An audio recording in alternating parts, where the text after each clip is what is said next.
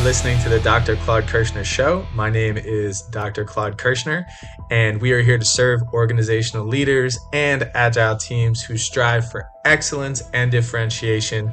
I hope you enjoy the content. If you have any questions or would like some additional resources, please visit our website at www.archconsults.com.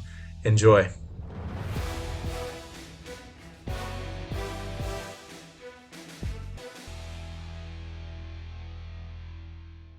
As an organization, we have to know what we're good at and what we're not good at before we approach doing certain tasks or certain objectives.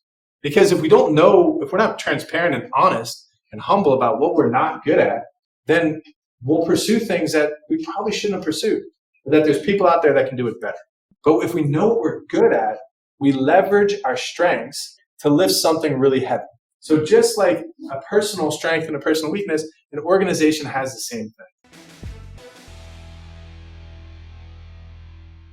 So today we're going to talk about the goal setting process, some of the ways in which we go about doing it, and we're also going to talk about the advantages of goal setting and some of the disadvantages of goal setting. And we're also going to talk about the planning process. How do we start the planning process? What does that look like? And how are we going to effectively monitor whether or not we're achieving our goals through the planning process? And let me just ask a general question. When you think about goal setting and planning, does that excite you? Be honest. That it can be stressful. It's expectation. It's once it's there, and then I actually have to take the action to do it.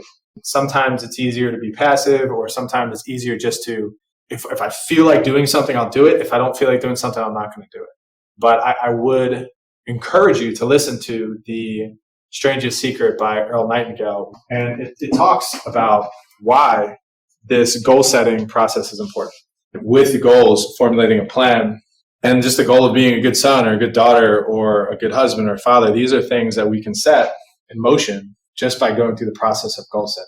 And when we put them down on a piece of paper, and when we put specificity to it, when we make them specific, it tends to influence our behavior, which is pretty amazing. And we're going to learn how to do that.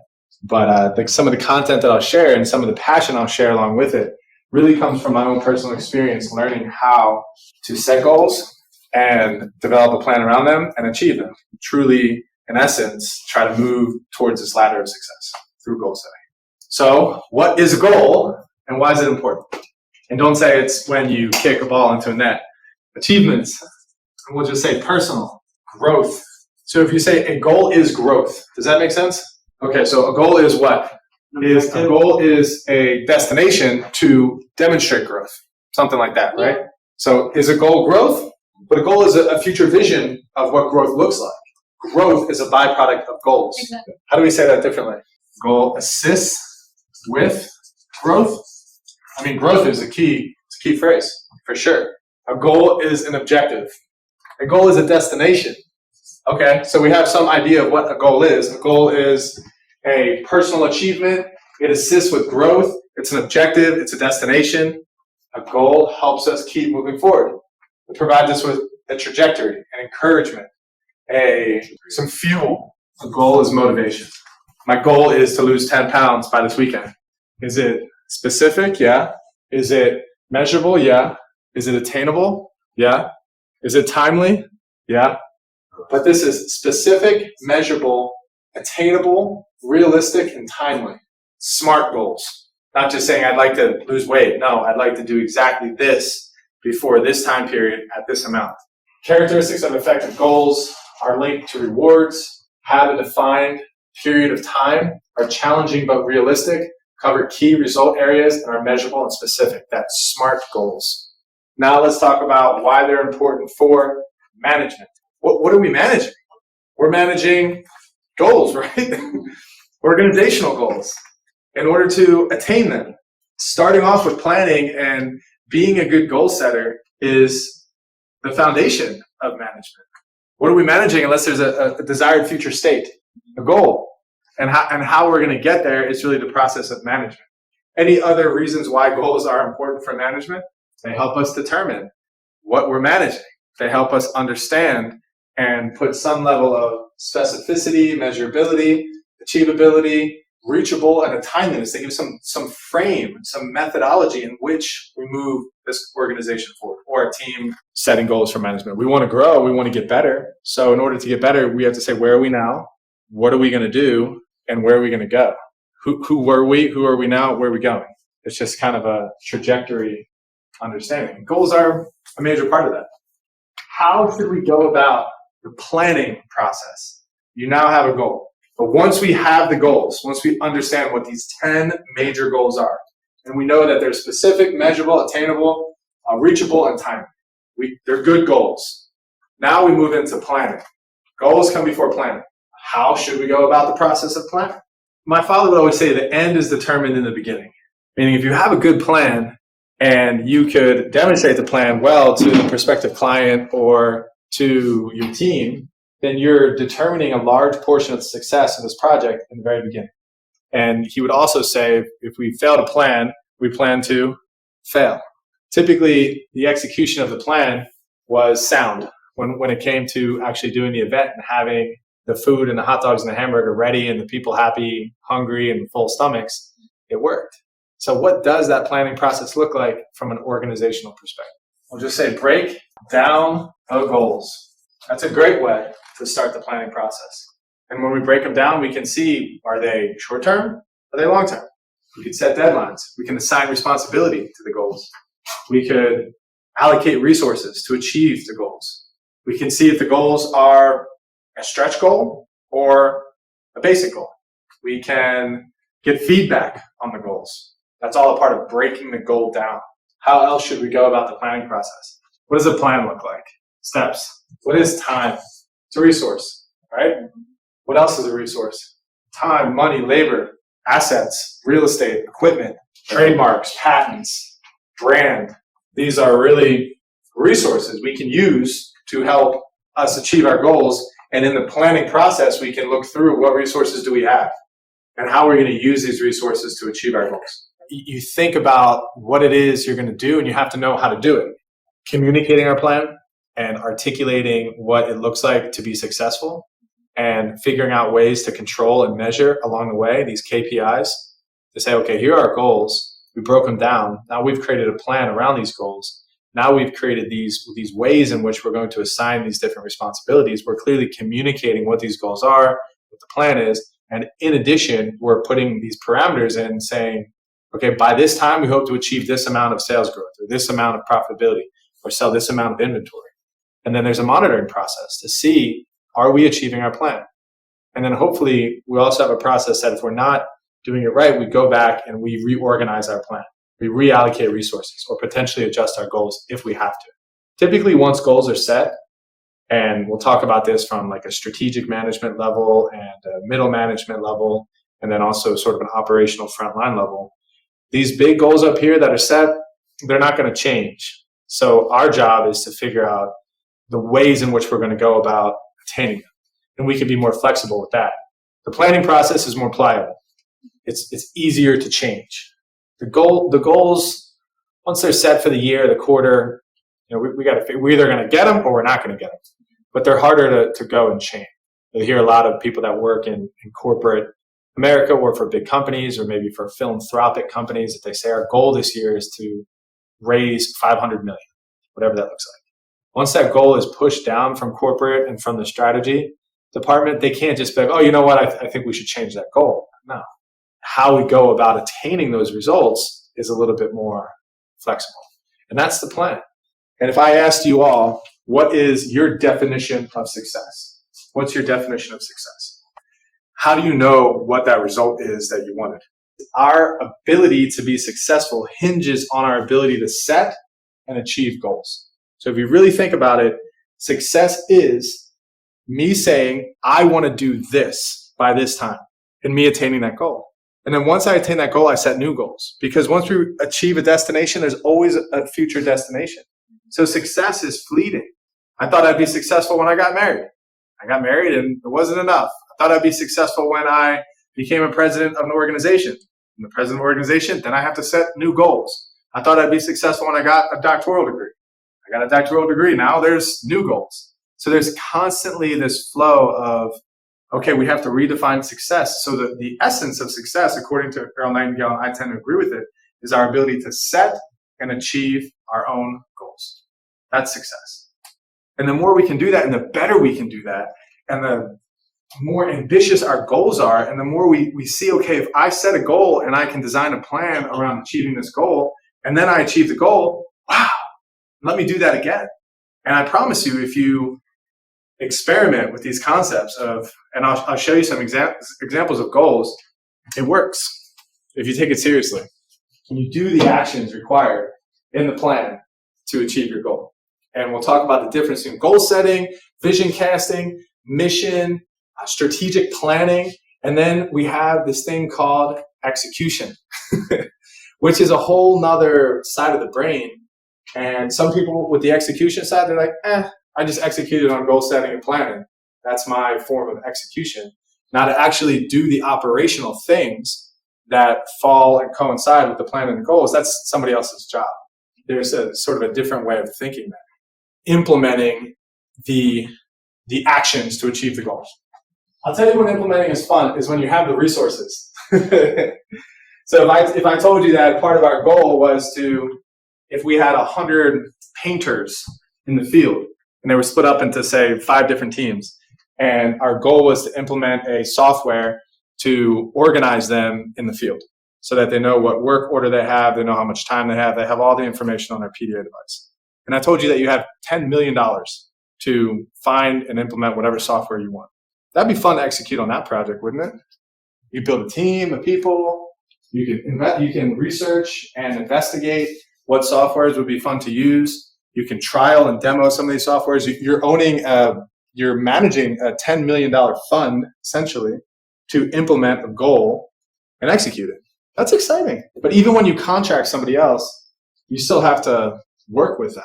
You still have to manage their process. You still have to give them access to the information. It's not just, I'm going to hire you and then I'm going to leave. This is the company that you manage. This is your team. Those painters out in the field, they don't know this subcontracted people that you hired. I mean, there's positives and negatives to both. That's sort of a subcontract in-house or out-of-house conversation. But it could be more costly. And if I gave you an incentive and said that if you have money left over in that $10 million, you can use it to do the next project, you might choose to use your resources differently. That goals should be tied to an incentive, shouldn't they? If you have a goal and I gave you a goal, it's not really your goal, but you work in the organization that I manage and I need you to help us attain this goal, would it be right for me to say, hey, here's your goal. I want you to strip all the black off of that pen and I want you to do it in 30 minutes. You're going to be like, no, thank you. But what if I told you that if you did that, then you can go home and I'll buy you dinner. So there's an incentive behind the goal where somebody's going to say, well, I care about the goal because there's something in it for me. And it doesn't always have to be the case. It could be a social goal. If I say, hey, help me, take care of these dogs that are missing their legs and they're really sad, and we see them right there and we're walking down the street and we see each other and we see the dogs. It's like, hey, let's work together to do this. And it's a collaborative mutual goal. So sometimes there's situations where you shouldn't have to incentivize a person, that's what I'm trying to say, to accomplish a goal. The goal should be more of a communal goal, value sharing goal. But there are goals that need a little bit of incentive because they're like scraping the black off of this pen is tedious, annoying, not fun. Nobody wants to do it. So they work for the incentive, not really for the goal. Goal is different than plan. Goal plus plan equals planning. The goal is the desired future circumstance or condition. A plan is a blueprint for the goal achievement, specifying the necessary allocation, schedules, tasks, and other things. And then the planning process is using both of them. The goal and the plan equals planning. So when I asked the question, how do we go about the planning process? One of the things that I was hoping that we could explore on is, and I was waiting to see it, is that we have to get people together and we have to ask questions. We would think that it would be a collaborative effort to set goals. So the first thing we develop a plan. Second thing we do is translate the plan. Third is plan operations. Fourth is perform management. And then the fifth is monitor and loan. So this is the process of organizational planning. You develop it, you go through this planning process, you set the goals, now you have a plan. In order to implement the plan, you have to communicate it to the people that are on your team, or at least the people who haven't been a part of this process. And then you operate, define operational goals and plans, select measures and targets, then you do performance management, then you monitor and learn. The entire management process in this process. That say on the CEO of a chocolate company, and we manufacture, say, Hershey chocolate, if I'm the CEO, I can very easily set all the goals for my organization and then just push it down the ladder. Is that the right way to do it, though?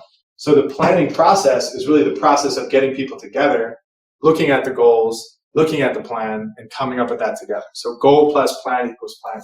And now we're getting into this mindset, and I want you to think about yourself again as the CEO of Hershey Chocolate.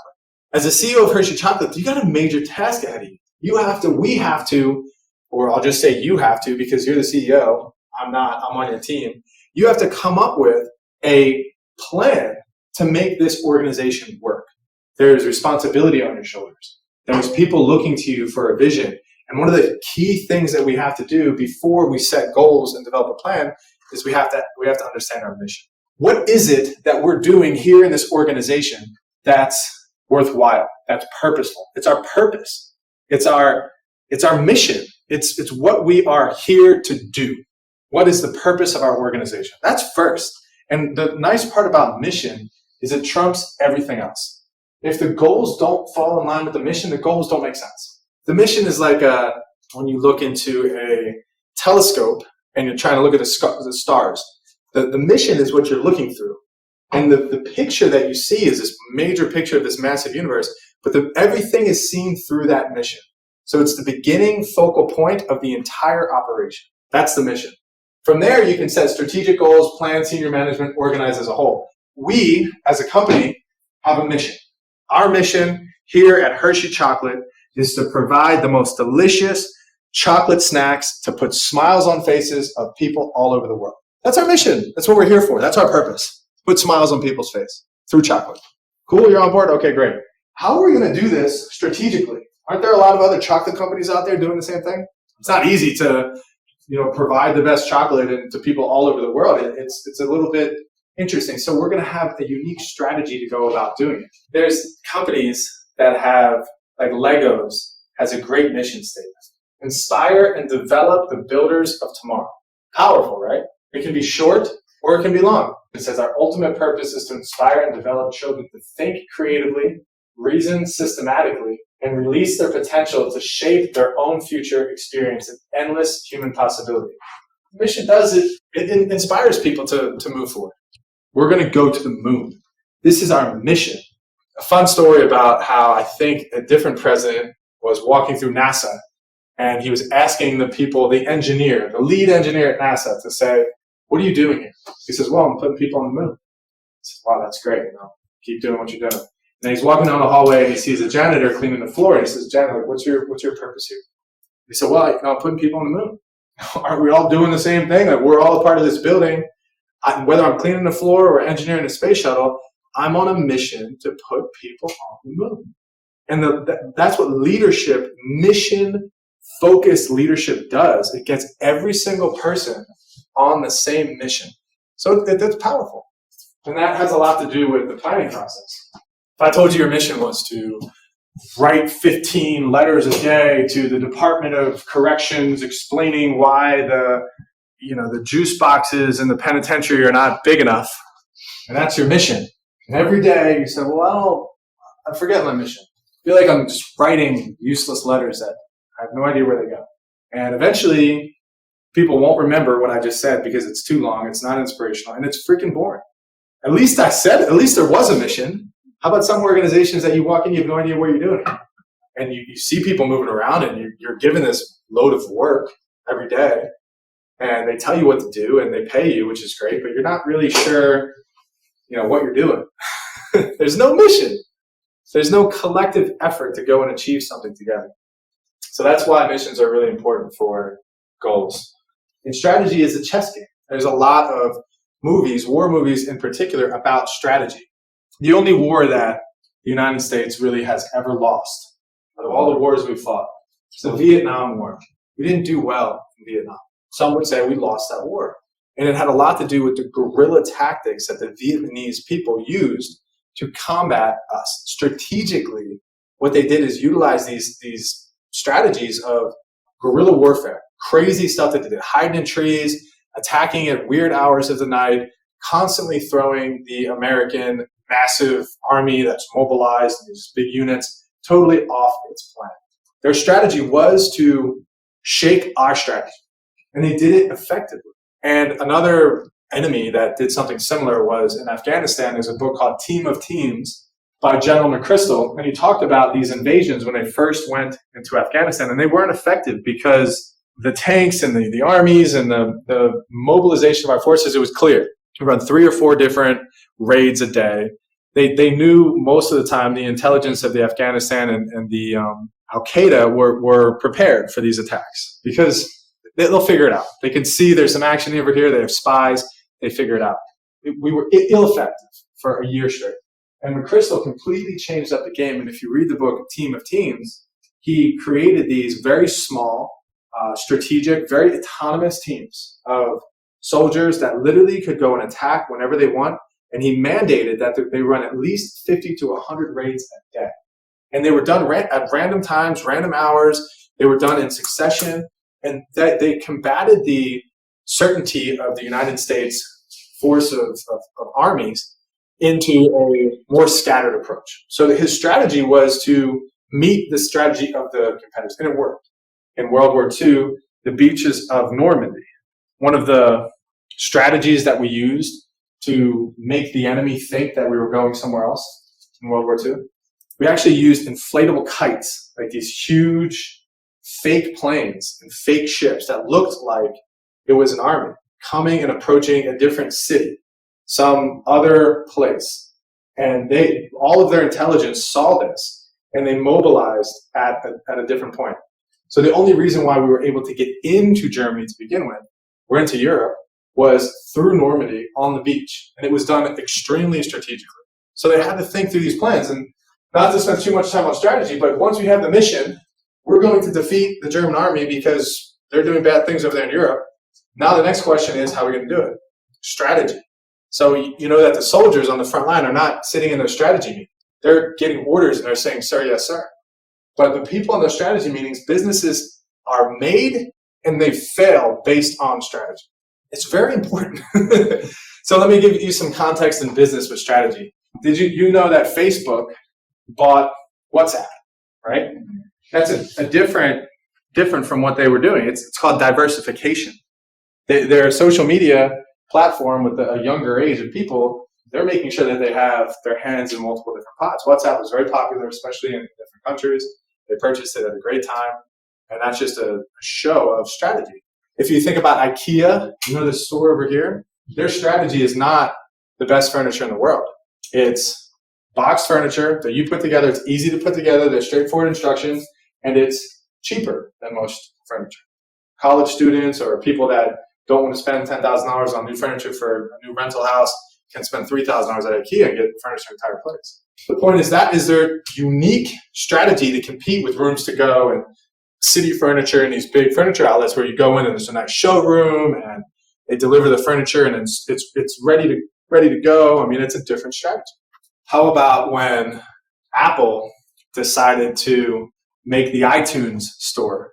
And one of their biggest strategies was to commercialize MP3 music, audio done through files as opposed to CDs. Major strategy. And the store of iTunes, or iTunes became the new store for all of music, putting big box CD stores out of business. That was a strategic move that did phenomenal things for the company of Apple. I mean, Apple would be a different company today if they didn't initiate iTunes and they didn't dump resources into iTunes and didn't have some strategic plan with the team and execute on it called the iTunes Store and partner with some of these artists and whatnot and demonstrate a vision of the future of music. Huge strategic move. I can keep going on and on, but we'll stop there. So once you have the mission, the little lens that you're looking through all the time, it all depends on strategy. Now you have the tactical goals. Let's go back to our example of the chocolate place. What would be some tactical goals that Hershey Chocolate would use to accomplish its mission? Think tactic and not strategy. Marketing. Being able to put marketing ads on TVs. That's tactically putting stuff out there. That's a move to try to get the chocolate out there. That's a good one. Like now that you know the plan and the strategy, now move. That's the tactic. Produce. the chocolate, manufacture the chocolate, set up a manufacturing facility in places that are close to customers, buy a machine that makes really good chocolate, package the chocolate, hire staff members, pay staff members, look at purchasing patterns. Now this is execution. It's tactical stuff. I saw Creed 3 the other night. He was older. He was somewhat out of shape. He had lots of concussions. He had been 3 years out of boxing. And he was about to fight somebody that was bigger than him, in better shape than him, and had been boxing in prison for many, many years. And so he had to tactically do things different than he did in the past. So he had to utilize his speed. He had to train differently. His lung capacity had to be different. So he would execute in his training tactics in order to accomplish his mission of winning the fight. And the coach would come up with a strategic plan, and he'd have to execute on the training. So now he's got to train. He's got to train differently. He's got to execute on the tactics in the boxing match that he practiced in his training. If you think tactical, you think like, all right, do I do the left hook or do I do the right hook? Is this particular opponent more susceptible to the uppercut, or is he more susceptible to like defensive blow? Like those are tactics. And in management, in the business, those are things that we execute on. And think about some ways in business that we can execute on tactics. Uber is a platform company. It's always, but their tactic was not to build or buy cars. Their tactic was to 1099 and onboard drivers and not own any assets. Only own a platform to communicate drivers and people who need rides. When they executed on the tactic, they would execute differently for the drivers to market to the drivers as they would the people who needed the ride. It was a execution tactic that nobody's ever seen in the taxi cab industry. If you think about Walmart, when they first started getting really popular, they started building these things called super centers. And they built real estate, very different than Uber. And that was their strategy, that we were going to go to places where, not in the middle of cities, but small towns, and they were going to come there and shop at Walmart for everything. And their tactic was building facilities. Think of tactic as execution, and think of strategy as a plan, a chess game on the way in which you're going to execute. Yeah. So strategy would take into consideration your competitors, your external environment, opportunities, threats, like those are the SWOT analysis type things that we'd incorporate into our strategy. And then execution would be, okay, now that we have this strategic plan, what are the tactics we're going to use to execute on the plan? So hire 200 people, split them up into teams of 10. You got 20 teams, send them to 12 different countries or 20 different countries and have them build Walmart supercenters. That's a tactic. Like the execution. Place a phone call and you say, dear Mr. Real Estate Owner, I'm wiring you $2 million because I'm purchasing this building. And then once you purchase the building, you go there, you paint the building, and then you sit in a chair in the building and you put up a sign that says we're hiring, and you hire 10 people. That's the tactic. Now you're executing on it. You got these major warships, like these battleships, huge investments. Pearl Harbor, imagine this. They're sitting there waiting for strategy and orders. Once they receive it, guess what? It's game on. We're going. We're fueling up this battleship. We're putting people on it, and we're going to battle. And when we land, we're battling. That's tactics. Strategy is, all right, well, are we going to go out of Pearl Harbor? Where are we going to? Once we're thinking 5-10 steps ahead, what's the overall general purpose of us going to this particular destination with these ships? So that's kind of the chess game of it, which is vitally important. And then tactics execution. Sometimes the tactics are easier than the strategy. Then once you have these tactic plans or goals, then you have this operational plan to say, okay, now that we're executing on these tactics, how's it going? Are we doing it right? And are we measuring the success rates? How are we monitoring this execution of these tactics? And how many people are we losing in war? How many acres are we gaining in growing? How many customers in India have we been able to get? It's an operational plan as opposed to a strategic or tactical plan. So now that the tactics are underway, like we're going, now, okay, like on a daily basis, we have to have sort of a timetable, a plan of execution. Not just doing it, but doing it well, doing it efficiently. Sometimes people have these operational plans, sometimes they don't. Strategic goals, official goals, broad statements describing where the organization wants to be in the future. Strategic plans, define the action steps by which the company intends to attain strategic goals. Blueprint that defines organizational activities and resource allocation tend to be long-term. Tactical goals, the results that major divisions or departments within the organization intend to achieve. Tactical plans define what major departments and organizational subunits will do to implement the organization's strategic plan. Operational goals, this is real granular. Remember, we're just talking about goals. Results expected from departments, work groups, and individuals. Precise and measurable. Operational plans developed at lower levels of the organization to specify action plans towards achieving operational goals. The lady with the hat that puts on the class has to worry about telling people about chocolate and making sure that she is good at educating. But what the owners have to worry about is making sure that the class is profitable and making sure that it works and that it's effective. So what the person executing on the tactic, I show up, put the thing on, do the class. But the higher level managers have to say, okay, is the class working? How many people are coming? How much money are we making? Do we decide to keep the class or do we get rid of the class? How does it tie into our greater mission and vision?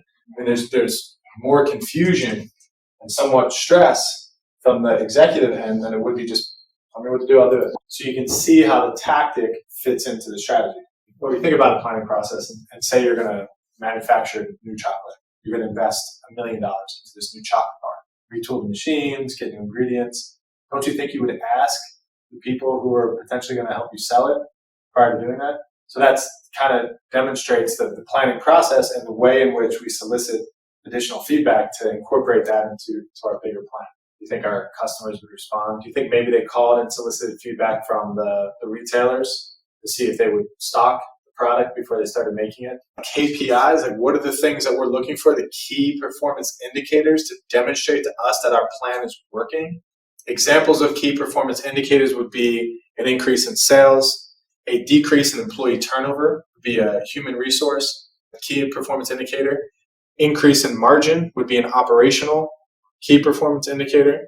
It could be a key performance indicator could be just how many new Starbucks branches have we opened up in the year 2023 so far?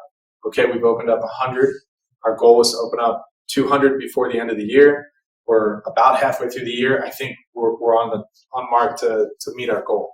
So key performance indicators are smaller units of measurement that demonstrate that if you hit the KPIs, you're likely going to hit the bigger goals at the end of the day.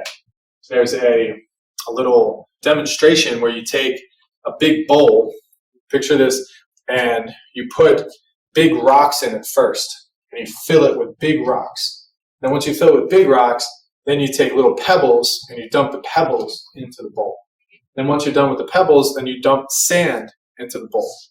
And then once you're done with sand, you put some water in the bowl. And then the person looks at the audience and says, well, what did you learn from that? The most important thing we put in first, which are the big rocks. We had to put them in first because could you imagine putting the big rocks in after the water, after the pebbles, after the sand? You wouldn't be able to fit them in there because there'd be a bunch of nonsense taking up room in your bowl. The point is the strategic goals, the big, hairy, audacious goals really go first.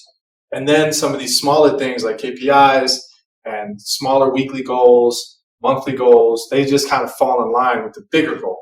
And the biggest goal is the mission. Set goals, develop action plans, review progress, then appraise overall performance. How are we going about achieving them? Can we make the process better to achieve these goals? It's all about achieving goals. You know, I like planning, but there's some downsides to it. I'm putting pressure on you to perform. Some people don't do well with that. It can create a false sense of certainty. Even if we accomplish these goals, it may not get us anywhere. It may not even help us perform better. It may cause rigidity in a turbulent environment. What if things change? Or should we allow that fluidity of conversation to develop?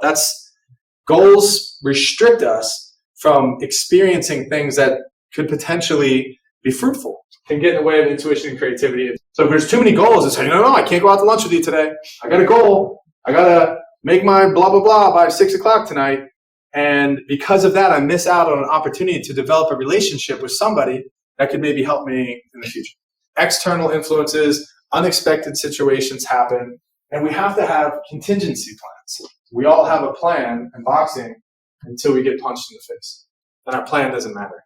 You know, once you start executing, your plan doesn't mean anything. Things change. Plans get shaken up. The world is not what we expect it to be. If we all made amazing plans for our lives and we executed on our goals, then we would all be Bill Gates. I don't know, things change. So one of the things when I sold our company and I had this steady stream of income, which was amazing, and I started working for a new owner. And I knew that although I owned a portion of the organization, that I no longer could control the resources and where I was going. So I created an LLC and I started doing things. I started building in a different area. It was a contingency plan, knowing that if I didn't like the new owners, if I didn't like my new boss, or I didn't like the way in which the organization was going, I had a backup plan.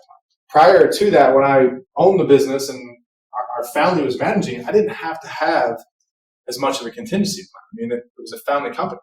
Feeling like I need to lead our household and I have 2 girls and another girl on the way, there's plans that need to be made. Financial plans, growth plans, career plans, space plans, all this kind of stuff. And in my mind, I got plan A, plan B, plan C. If my wife is sick this day, then I got to take care of the girls, so I should probably not make a commitment. Constantly reevaluating stuff. In an organization, we have to do the same thing. We have to say, okay, we got a plan, we got goals, we got a team, but what if Hurricane Irma? What if COVID? What if you name it? These things happen. So that's where contingency planning, scenario building, stretch goals, and crisis planning come into play. Stretch goals is a little different. Stretch goals is something that brings people out of their comfort zone and brings people to a place that we're never going to be able to do that. That's kind of wild. But a little inkling in the back of our mind says, what if we did do that? Let's increase our IQ by 20 points. Sounds exciting, right? I don't know. It's a stretch goal. It's something that we could maybe try to do together, but the chances of us achieving it is not great. And the essence behind it is, if a hurricane was going to hit, they now have what would be called a tactical team that is aligned around hurricane preparedness team. And they all kind of get in their little committee. They might have a Zoom meeting. They're like, okay, you're going to do this, and IT is going to do this, and we're going to close if this happens. And they don't know when the hurricane is going to come, but they know that when the threat is imminent, they have a crisis planning team. They have a way in which they're going to address that potential crisis. It's important. When we started growing and operationalizing and scaling our business, we formalized human resources, and human resources became a hub for crisis planning and communication to our staff members. So they got every single phone in the entire company, made sure we had all the personal emails, personal addresses. If things were to happen, or God forbid somebody was going to get hurt at work, they'd have an emergency contact. If there was a shooter on campus or something like that, they would be able to text people very quickly. And we even had services that we would hire to call people in case of an emergency. We had emergency crisis planning, which small businesses sometimes, you don't got time for that. I can't go plan for crisis. You're just going to operate every day. And if bad things happen, we'll figure it out. As we get bigger and as we get more formidable, and as I grow, say, as a husband and a father, and my responsibilities at home, and I have more kids, I better get ready, because crazy stuff might happen. And I'm wise enough at this time to know, all right, I had 1 kid, I had 2 kids, now I know, all right, let's get ready for this. About strategy lays mostly in the external environment. And this thing called a SWOT analysis, the threats of our industry. So SWOT analysis is strengths and weaknesses of the company. We just take the company, strengths and weaknesses. He's good at storage, he's good at math, and he's good at control. What he's not good at is patience, he's not good at writing, and he's not good at having conversations. Do you think that's important for him when it comes to his professional career? For him to know, what am I good at, what am I not good at? What if I wanted him to write about a discussion for a group of 3? All 3 of those things are within patience with a 3.5-year-old, writing, he doesn't like it, and he's going to have conversations with 3.5-year-olds. Would I assign him that project? Knowing what I know now, I wouldn't. But what if I didn't know that he was bad at those things? Would I assign him that project? Maybe. As an organization, we have to know what we're good at and what we're not good at before we approach doing certain tasks or certain objectives. Because if we don't know, if we're not transparent and honest and humble about what we're not good at, then we'll pursue things that we probably shouldn't have pursued, or that there's people out there that can do it better. But if we know what we're good at, we leverage our strengths which means when this concept of leverage, you take something as minuscule as like this chair, and I could push this chair back, and I could leverage the chair as a tool to pick something up. It's a lever. And if I have a strength, I could position my strength in a way to lift something really heavy. So just like a personal strength and a personal weakness, an organization has the same thing. So when you think about a SWOT analysis, what are my strengths, what are my weaknesses as an organization? And then externally, what are the opportunities out here and what are the threats? Opportunities would be we can pursue this particular industry because we're really good at math. So we're thinking about going out there and doing a computation quiz and trying to produce revenue doing that. It's an opportunity to use our strengths to exploit our strengths externally. And then a threat could be, well, what if a competitor comes in and does this? What if the politicians came in and said we couldn't operate here? What if the economy tanks? These are threats in the external environment. Strengths and weaknesses, internal. Threats and opportunities, external. When we think strategically, we have to look at strengths, weaknesses, opportunities, and threats. And then we can think. It's just a way of thinking about how do we use our strengths, how do we acknowledge our weaknesses, and what do we do about it strategically.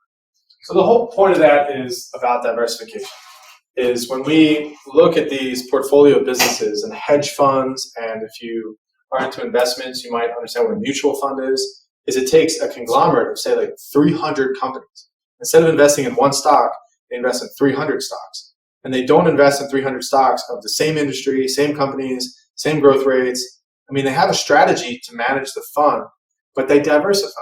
And they diversify with intent. And they adjust some of the ways in which they diversify so that we're not putting, say, all of our eggs in one basket, but we're strategically funneling things into what we see future potential in. And you'll hear these Porter's 5 forces a lot. There's 5 forces working against the company. This is an industry level force. One is threat of substitute products. So let's use a cleaning business as an example, a janitorial residential cleaning business.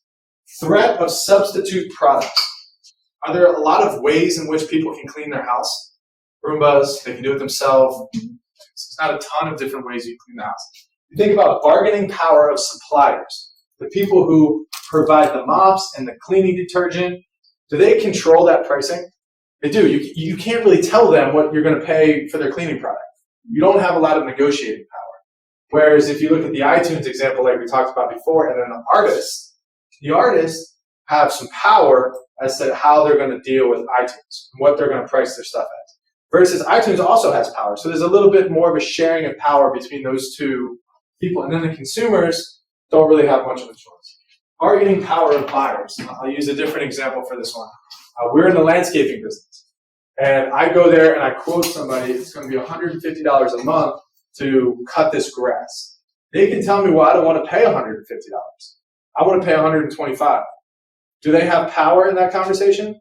They do. They have a little bit of power. Yes. They have high power there.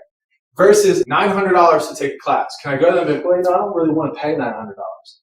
I can't really do that. Like, this is the price of the class. This is how much the class costs. There's not a lot of room for negotiating. And maybe you can try, but the point is the buyer doesn't have a lot of power. The last one is potential new entrants. Are there high barriers to entry or are there low barriers to entry? You think about the cleaning business again. Anybody with a mop can be a cleaner, right? Very low barriers to entry. Versus if you think about the Florida Power and Light, the electrical distribution system in Florida. Pretty high barriers to entry in that one.